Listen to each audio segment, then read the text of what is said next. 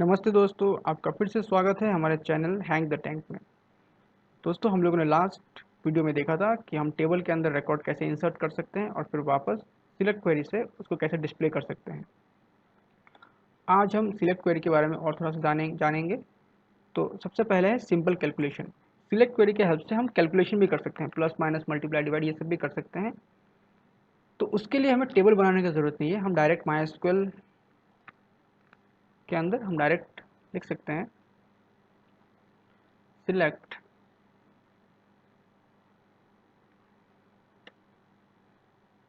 मान लीजिए आपको 2 नंबर ऐड करना है, 32 प्लस 8 सेमीकोलन। तो ये आपका 2 नंबर को ऐड करके उसका रिजल्ट डिस्प्ले करेगा 40। तो आप चाहें तो यहाँ नंबर को मल्टीप्लाई डिवाइड भी कर सकते हैं, मल्टीप्लाई भी कर सकते हैं। तो ये सिंपल कैलकुलेशन के लिए यूज़ होता है सिलेक्ट क्वेरी, हम सिलेक्ट क्वेरी से कर सकते हैं। उसके बाद है डिस्टिंक्ट कीवर्ड। डिस्टिंक्ट कीवर्ड के लिए हमें टेबल का ज़रूरत होगा। तो अभी हम हमारे टेबल को देखते हैं। तो टेबल में हमारा ये रिकॉर्ड्स है। अगर मैं अभी आपको बोलूँ यहाँ पे कि मुझे जो एस क्लास है, मुझे यहाँ से वो अलग अलग क्लास चाहिए जिनमें स्टूडेंट्स हैं। तो इसमें अलग अलग क्लास कौन कौन सा है? 3 अलग अलग क्लास है यहाँ पे, 10, 9 और 12। तो मुझे सिर्फ अलग अलग जो क्लास है उनका नाम चाहिए। तब हम कैसे करेंगे? अगर मैं select S class from students लिखता हूँ, तो इससे क्या होगा, वो सारा क्लास डिस्प्ले हो जाएगा। पर मुझे सारा क्लास नहीं चाहिए, मुझे यहाँ पे रिपीटेशन नहीं चाहिए 12 12 12, मुझे एक ही बार चाहिए उसको। तो जो अलग अलग रिकॉर्ड है सिर्फ वो डिस्प्ले करना है। तो तब हम यूज़ करेंगे डिस्टिंक्ट कीवर्ड। तो डिस्टिंक्ट कीवर्ड सिलेक्ट के बाद आपको लिखना पड़ता है डिस्टिंक्ट, और फिर ब्रैकेट के अंदर जिस कॉलम को आप डिस्प्ले करना चाहते हैं, जिस कॉलम का रिकॉर्ड डिस्प्ले करना चाहते हैं, वो ब्रैकेट के अंदर लिखना पड़ता है। तो सिलेक्ट डिस्टिंक्ट ब्रैकेट के अंदर एस क्लास फ्रॉम स्टूडेंट्स। तो इससे आपका जो अलग अलग क्लास है वो डिस्प्ले हो जाएगा। तो डिस्टिंक्ट आपका क्या करता है, ये रिपीटेशन को हटा देता है। जितना भी रिपीटेड डेटाज है या फिर रिडंडेंट डेटाज है उनको वो हटा देता है। उसके बाद है एलाइसिस। एलाइसिस, तो अभी देखिए यहाँ पे इस टेबल में student name, S class, roll number ये डिस्प्ले हो रहा है। पर मुझे क्या है कि मान लीजिए ये स्टूडेंट का नेम जो है ये मुझे इस तरीके से डिस्प्ले नहीं करना है। जो कॉलम का नेम है मुझे स्टूडेंट स्पेस नेम डिस्प्ले करना है, और यहाँ पे एस क्लास नहीं करना है, मुझे सिर्फ क्लास डिस्प्ले करना है। यहाँ पे रोल नंबर की जगह में मुझे सिर्फ रोल डिस्प्ले करना है। तब हम कैसे करेंगे? तो उसके लिए हम यूज़ कर सकते हैं एलाइसिस। एलाइसिस परमानेंटली कॉलम का नाम चेंज नहीं करता है, ये सिर्फ डिस्प्ले करने के काम आता है। मेरा कॉलम का नाम जो है वैसा ही रहेगा, जैसे कि यहाँ पे सिलेक्ट स्टूडेंट नेम है तो ये स्टूडेंट नेम ही रहेगा। अगर मुझे भी एलाइसिस यूज़ करना है तो मुझे लिखना होगा ए एस, उसके बाद स्पेस, और फिर कोटेशन के अंदर मुझे वो नाम देना होगा जो मैं डिस्प्ले करना चाहता हूँ। तो मैं चाहता हूँ स्टूडेंट स्पेस नेम, मैं इस तरीके से डिस्प्ले करना चाहता हूँ। उसके बाद कॉमा, फिर अगला कॉलम एज, तो मुझे क्लास एस क्लास को सिर्फ क्लास डिस्प्ले करना है। और तीसरा है रोल नंबर, इससे मुझे सिर्फ रोल डिस्प्ले करना है फ्रॉम स्टूडेंट्स। तो यहाँ आप देख सकते हैं स्टूडेंट स्पेस नेम, क्लास और रोल नंबर। तो ये डिस्प्ले करने के काम आता है। मैं फिर से दोहरा रहा हूँ, यहाँ पे आपका स्टूडेंट नेम जो है कॉलम वो चेंज नहीं होगा, वो जैसा है वैसे ही रहेगा। एस क्लास जो है वैसा ही रहेगा, रोल नंबर भी वैसा रहेगा। सिर्फ ये डिस्प्ले करने के लिए आपको आप जैसा देंगे वैसा डिस्प्ले हो जाएगा। तो ये है अलाइसेस। उसके बाद है नल्स। अब नल्स क्या होता है? अभी नल्स आप समझ सकते हैं, जैसे कि अभी मेरे पास जो डेटा है यहाँ पे, तो यहाँ पे सारा जो मैंने इंसर्ट किया है रिकॉर्ड, तो आप यहाँ पे कोई भी एम्प्टी नहीं मिलेगा। नल का मतलब एम्प्टी होता है। तो यहाँ स्टूडेंट का नेम मैंने एंटर किया है, क्लास, रोल नंबर। अगर अभी मैं चाहता हूँ कि मैं रोल नंबर में अभी एंटर नहीं करूँगा, मैं उसको खाली रखना चाहता हूँ, तब हम वहाँ पे नल एंट्री कर सकते हैं, या फिर MySQL खुद से भी नल एंट्री कर देता है। तो अभी हम एक नल एंट्री करते हैं। तो इंसर्ट नल का मतलब एम्प्टी होता है। Insert into students. तो पिछले वीडियो में जो हम लोगों ने किया था, स्टूडेंट्स के अंदर मैंने ब्रैकेट के अंदर वो कॉलम का नाम डाला था। पर अगर आप कॉलम का नाम नहीं भी डालेंगे तो भी कोई दिक्कत नहीं है, आप डायरेक्ट वैल्यू भी डाल सकते हैं। तो insert into student values, column का नाम अगर आप स्टूडेंट के अंदर डालते हैं तो आप जिस ऑर्डर में नाम डालेंगे उसी ऑर्डर में वैल्यूज डालना होता है।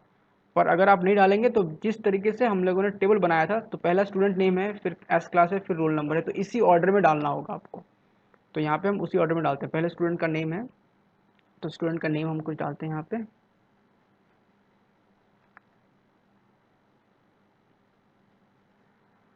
फिर क्लास,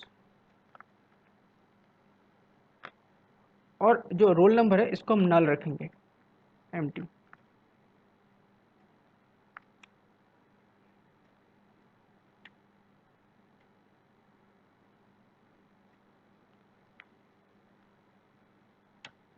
तो ये नल वैल्यू एंटर हो गया है। तो इस टेबल में हमने कुछ नल वैल्यूज इंसर्ट किया है। अभी अगर हम सिलेक्ट स्टार फ्रॉम स्टूडेंट्स करते हैं तो वो जहाँ पे नल है वहाँ पे, या फिर एम्प्टी जहाँ पे है वहाँ पे वो नल दिखाएगा।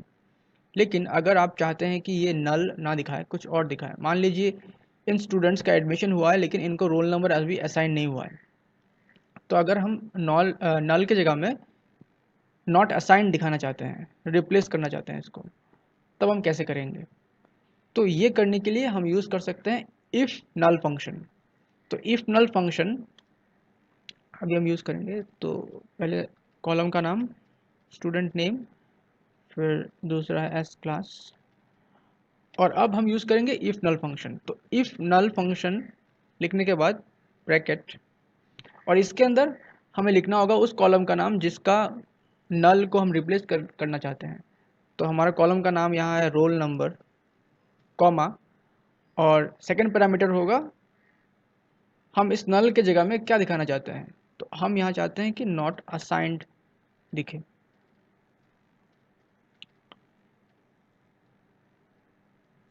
उसके बाद फ्रॉम टेबल का नाम स्टूडेंट्स।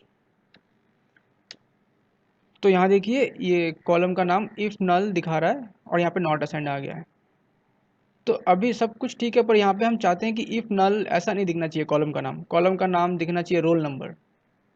तो हम क्या करेंगे? तो अभी जो हम लोगों ने किया था एलाइस, तो एलाइस यूज़ करेंगे हम। तो हम लिखेंगे सिलेक्ट, इसको रिपीट कर देते हैं। अच्छा, ये जो मैं क्वेरीज को लेके आता हूँ बिना लिखे, ये आप कीबोर्ड का अप और डाउन एरो है उससे कर सकते हैं। एक बार जो क्वेरी आपने लिख लिया है वो वापस आ जाता है। तो यहाँ हम एज रोल नंबर लिखेंगे, तो ये रोल नंबर दिखाएगा उसकी जगह। तो ये रोल नंबर है और नल को रिप्लेस कर दिया है नॉट असाइंड ने। तो ये था इफ नल फंक्शन। फिर नेक्स्ट है वेयर क्लॉज। तो अभी हम देखेंगे वेयर क्लॉज क्या होता है। तो जैसे देखिए यहाँ पे स्टूडेंट का नाम, क्लास, रोल नंबर सारा दिख रहा है, पर मुझे पर्टिकुलर एक क्लास का रिकॉर्ड देखना है। मुझे सिर्फ मान लीजिए 12 का रिकॉर्ड देखना है, या फिर सिर्फ 10 का रिकॉर्ड देखना है। तब हम कैसे करेंगे? तब हम यूज़ करेंगे वेयर क्लॉज। तो हम लिख सकते हैं, अगर आपको सब सारा कॉलम्स दिखाना है तो सिलेक्ट स्टार कीजिए फ्रॉम स्टूडेंट्स, लेकिन अब हम सिर्फ क्लास 10 को देखेंगे, सिर्फ क्लास 10 का रिकॉर्ड हम देखना चाहते हैं। तब हम यूज़ करेंगे where clause. Where as class, जहाँ क्लास 10 है सिर्फ उन्हीं का रिकॉर्ड देखना है।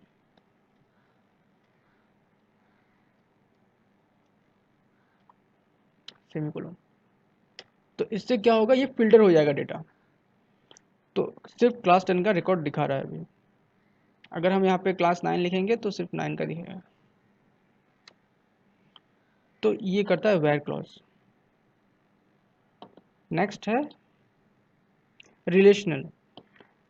तो रिलेशनल अभी हम देखते हैं। तो जैसे कि अगर हम यहाँ देखें रोल नंबर 5, 3, 6, 8, 10 है। अगर मैं अभी आपको बोलूँ कि मुझे उन रोल नंबर्स का रिकॉर्ड देखना है जिनका जो रोल नंबर 5 से ऊपर है, 5 से ऊपर जितना भी रोल नंबर है मुझे उनका रिकॉर्ड देखना है, तब हम क्या करेंगे, तब यूज़ करेंगे हम रिलेशनल। अभी देखिए सिलेक्ट स्टूडेंट नेम, हम सारा रिकॉर्ड देख लेते हैं स्टार्ट से। Select star from students where roll number is greater than 5। तो 5 से ऊपर जितना भी रोल नंबर है मुझे उनको देखना है, वो role number is greater than 5। तो रिलेशनल में आता है, रिलेशनल एक्चुअली में ऑपरेटर्स है, तो उसमें ग्रेटर देन, लेस देन, अगर हम लेस देन करेंगे यहाँ पे तो 5 से कम 3 है वो दिखा रहा है। अगर हम 5 को दिखाना चाहते हैं, 5 से कम या फिर 5 के बराबर, तो तब हम यूज़ कर सकते हैं लेस देन इक्वल। तो ये सब रिलेशनल ऑपरेटर्स है जिसमें greater than, less than equal to या फिर ग्रेटर देन इक्वल टू, ये हम यूज़ कर सकते हैं। उसके बाद लॉजिकल। तो अभी जैसे कि यहाँ पे अगर हम देखें कि हम क्लास 10 का रिकॉर्ड देख सकते हैं, लेकिन अगर मैं अभी चाहूँ कि क्लास 12 का मुझे रिकॉर्ड देखना है, लेकिन इसमें कंडीशन ये है कि क्लास 12 भी हो और जिसका रोल नंबर हो 6, मेरा ये कंडीशन है, तब हम क्या करेंगे, तब हम यूज़ करेंगे लॉजिकल ऑपरेटर का। तो लॉजिकल ऑपरेटर्स में एंड आता है और आता है, और भी कुछ कुछ ऑपरेटर्स है, मैं बताऊंगा वो सब भी। तो अभी हम देखते हैं वेयर। तो मेरा कंडीशन है कि वो क्लास 12 होना पड़ेगा, क्लास 12, और साथ में उसका रोल नंबर 6 होना पड़ेगा, एंड रोल। तो हम यहाँ यूज़ कर रहे हैं एंड ऑपरेटर, तो ये जो एंड है ये लॉजिकल ऑपरेटर है। तो जब ये कंडीशन दोनों करेक्ट होगा तभी वो रिकॉर्ड को दिखाएगा, नहीं तो नहीं दिखाएगा। तो जहाँ रोल नंबर, जहाँ पे क्लास 12 है और रोल नंबर है 6,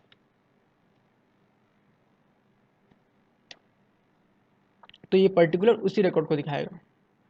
तो ये एंड ऑपरेटर जो है ये दोनों कंडीशन को चेक करता है, अगर दोनों कंडीशन करेक्ट है तो तभी डिस्प्ले करता है। अब जैसे कि मान लीजिए मैं यहाँ पे रोल नंबर लिखता हूँ 1, जो कि नहीं है वहाँ पे, तो ये कुछ भी नहीं दिखाएगा। तो दोनों कंडीशन अगर करेक्ट होता है तभी दिखाएगा। और एक ऑपरेटर है लॉजिकल ऑपरेटर और, तो ये क्या करता है, अगर इसको दोनों में से कोई भी कंडीशन अगर करेक्ट मिल जाए, जैसे कि यहाँ पे S class is equal to 12, तो 12 या फिर रोल नंबर, तो दोनों में से कोई भी उसको मिलेगा तो वो दिखाएगा। रोल नंबर 1 तो है नहीं लेकिन क्लास 12 है, तो ये सारा क्लास 12 का रिकॉर्ड दिखा रहा है। तो इसमें क्या है, और में दोनों कंडीशन ट्रू अगर नहीं भी होता है, दोनों कंडीशन अगर करेक्ट नहीं भी होता है, कोई भी एक कंडीशन करेक्ट होता है तो भी ये रिकॉर्ड डिस्प्ले कर देता है। तो ये हो गया आपका लॉजिकल ऑपरेटर्स। तो हम नेक्स्ट वीडियोस में range, list, pattern matching, order by clause, ये सारा देखेंगे।